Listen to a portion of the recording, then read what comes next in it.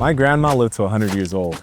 And I'm confident that the way she walked had a lot to do with it. She didn't wear fancy shoes, she didn't track steps, she definitely didn't track calories.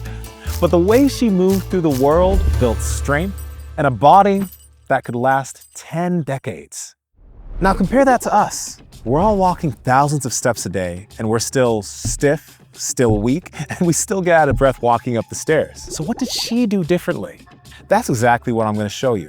7 ways to upgrade your walks inspired by my grandmother. A way to wake up the part of your body that modern lifestyle has been slowly shutting down. A movement tool that unlocks your spine and makes you want to walk with more swag and fluidity. A skill that turns a boring walk into brain training. A method inspired by my grandma that adds intensity without feeling like a workout. And 3 different ways to load your body that builds bone density and increases your metabolism. Some wisdom from my grandmother and some modern ideas inspired by her example. All of it designed to help you become a stronger, more capable human being.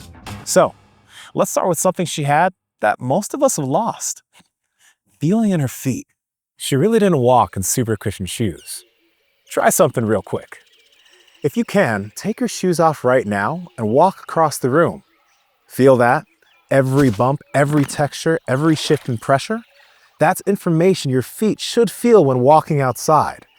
Your foot hits the ground before anything else.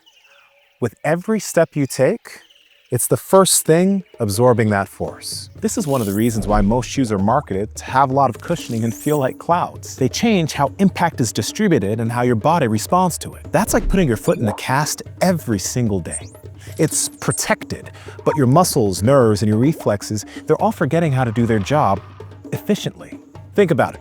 Ground force doesn't just hit your foot and stop. It travels through your entire body. Foot, ankle, knee, hip, spine, shoulders, neck. That's a chain, and your foot's the first link. So when that first link's asleep or wrapped in cushion for years, every link above it has to pick up the slack. You've got knee pain, you blame the knee. You've got back pain, and you blame the back. But nobody looks down at their feet first. It's no surprise that 1 in 3 adults deals with foot pain, and studies show it. Switch to minimalist footwear, and your foot muscles will literally start growing back. Your arches get stronger just by letting your feet work again. So, my first suggestion would be start taking some of your walks in barefoot shoes or barefoot sandals. Look for a wide toe box, a flat sole, enough space for your toes to spread. Give your foot the room and let it feel the ground. In time, things we just talked about will slowly start reversing. I'm scratching the surface of the foot idea here, but I made a video that it's a deep dive on the topic. You can check it out later. But strong feet aren't enough. Because you can have the most beautiful feet in the world, but if the rest of your body moves like a fridge on wheels, it really doesn't matter. I mean, you've noticed it, right? When some people walk, they seem super stiff, almost robotic, and I'm no better because when I was purely focused on lifting weights, I walked the same way. Then, you'll see an athlete or maybe a dancer walk and they look perfectly balanced, like they're gliding through space. To understand why, I want you to try something. It's called the head over foot concept. Now, stand up, stand square, then transition to one foot, but bring your head back, not over the foot. Feel how you balance. Now, transfer your head and bring it over your foot. How does your balance feel now? Does it feel easier? That's what we want when we walk through space. Some spinal rotation and the head traveling over the foot. My grandma walked like this and she didn't even realize it was a thing. This concept is something my friend David Weck, who's an expert when it comes to movement mechanics, teaches as a key for balanced locomotion and movement. And it's why I like to take this on my walks. This is a rope for a movement practice called rope flow, and if you've been watching this channel for a long time, you know what this practice is. It's something I wish I was able to share with my grandma when she was alive, but at least nowadays I get to do it with my mom. Here's the thing, we're always told to keep our spine neutral.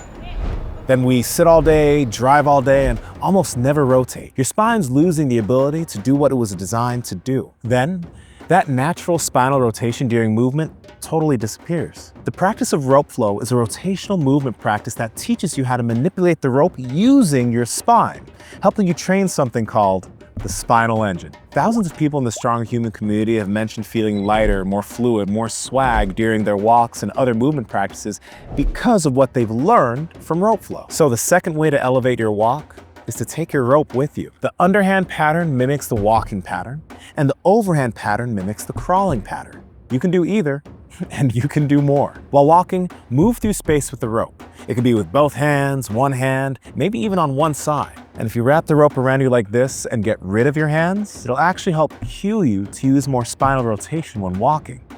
This really helps you tap into that spinal engine, a concept that you may have heard me talk about in other videos on the channel. Over time, this action is going to improve your ability to have a smoother, more fluid walk.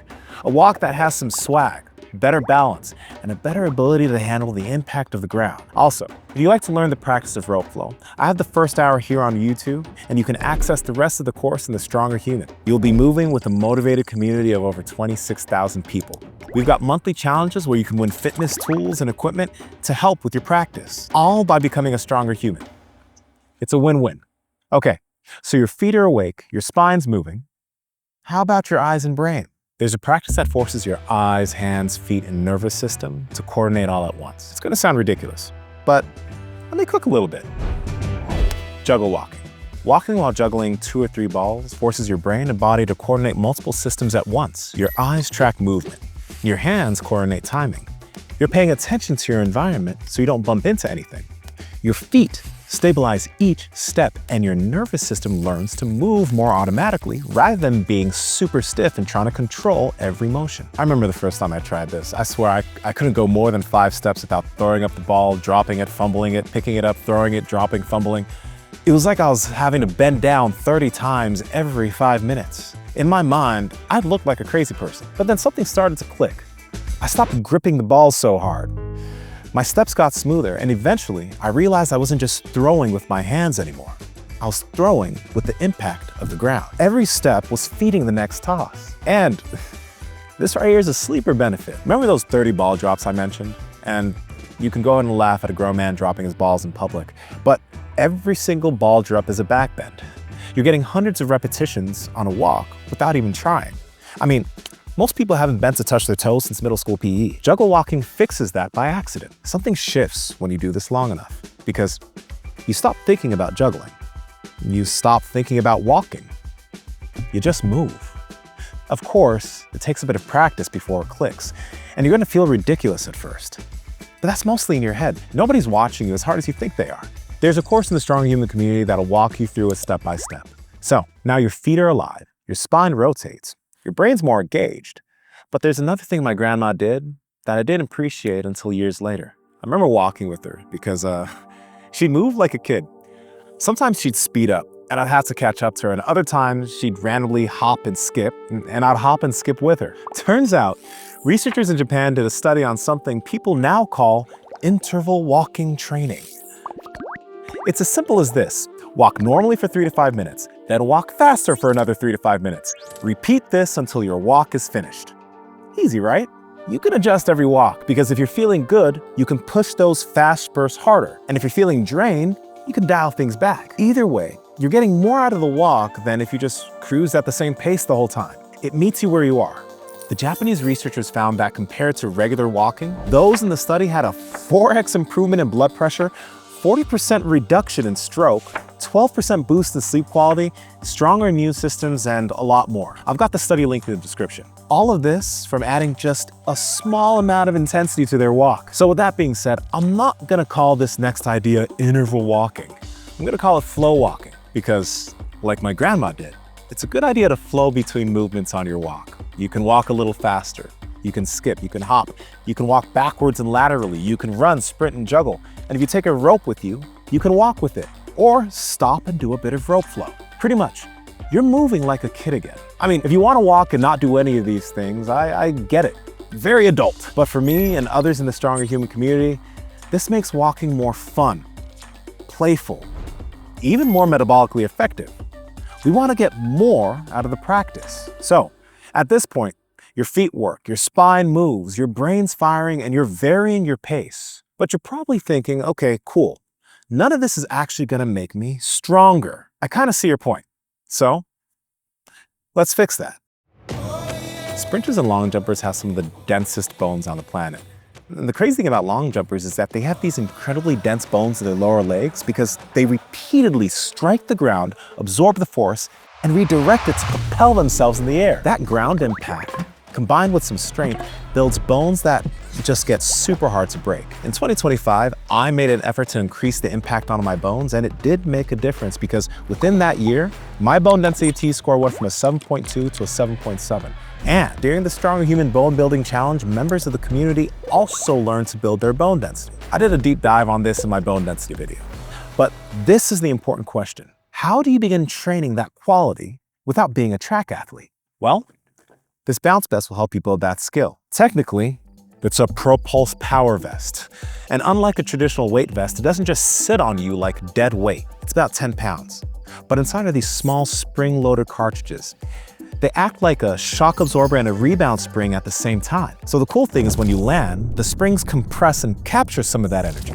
Then, as you jump off the ground, they release it back, giving you a small boost, almost like the vest is helping you rebound off the ground. Think of it like having a mini trampoline on your torso. You automatically find the rhythm in your steps, hops, and jumps, and your ground strike becomes more efficient because you learn how to absorb force and redirect it through your body like a spring instead of a brick wall. That's the same thing elite sprinters and jumpers do. It's only about 10 pounds, but the weight isn't the point. It's what happens when it hits the ground. You learn to efficiently interact with the ground force, and that repeated bouncing, hopping, and rhythmic impact, that can help stimulate bones of the hips, spine, and legs while making movement feel playful instead of something that hurts. Most people notice it immediately. You put it on and your body naturally wants to bounce, jump, and move. And just like that, your walk has some bounce to it. Literally, the bounce vest teaches your body to work with force. But what if you just want to make your walk heavier? No spring, no bounce, just dead weight. Well, that's rucking, and it does something completely different to your body. This one's simple. Grab a backpack you already have at home or a dedicated rucksack and throw some weight in that thing. For a beginner, I want you to think 10% of your body weight, and that could be 10, 15, maybe 20 pounds. Eventually, you can work yourself up to heavier weight, like 50 or 60 pounds, but not right now. Now, I'm not just gonna tell you to throw weight on and go ham. Here's how to do this without hurting yourself. Walk, and do it slowly. Don't rush and walk too fast.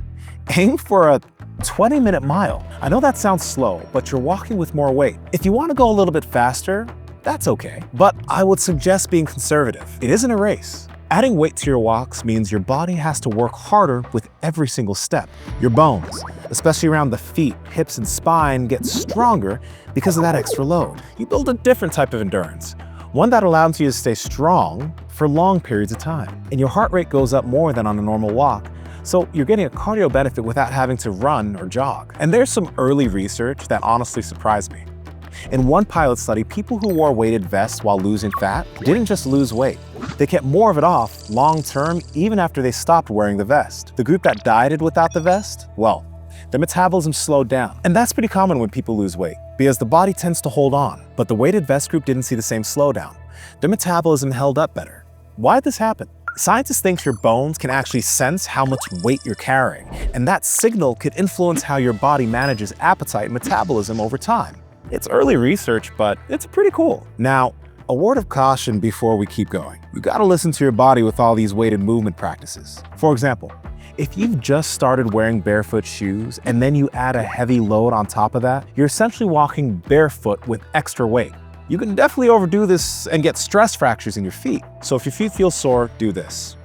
Walk with less weight, use the bounce vest, or opt in for some shoes that are flat and wide but have a bit more cushion. Seriously, you gotta give your body time to adapt. All right, we talked about impact loading with the bounce vest and dead weight loading with rucking. But my grandma had a version of this that makes both of those look easy. Before I get into it, are you subscribed? Because everything here is meant to help you become a stronger human. That's my goal. I want this movement to reach more people. So help me help you and click it if you want to.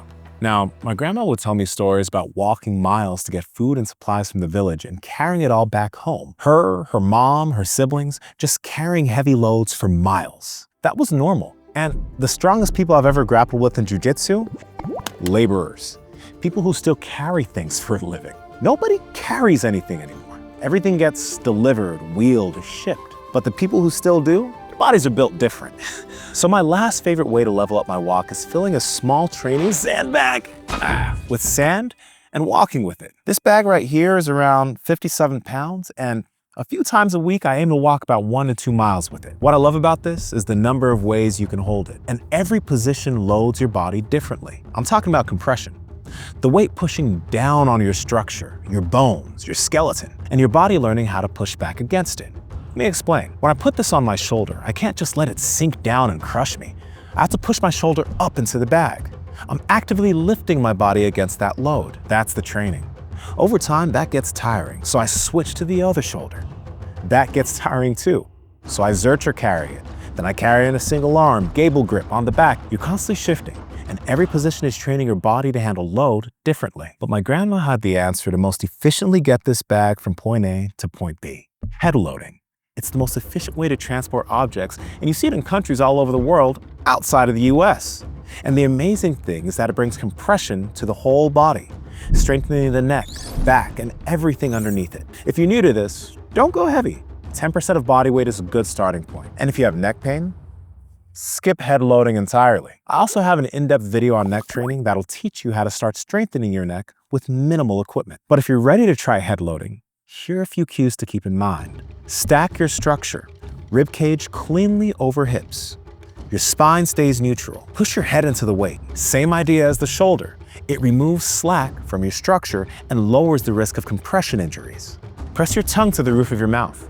This lights up the deep neck muscles that stabilize your spine. It also helps with nasal breathing, locks in your head alignment, keeps your neck safe under load, and reduces tension in the wrong places. It's like bracing your core, but for your neck. Rest your hand on the sandbag to keep it stable. As you get tired, your neck shouldn't be the main place of fatigue. It'll actually be the middle of your back. And that right there, switching positions, pushing against load, and finding new ways to carry it, that's exactly what my grandma did. She didn't think about it, she just moved. Kentagoro, sosonga ika ikanmi. Sia, sefoka koruwen. Idagami, mini kon songidem.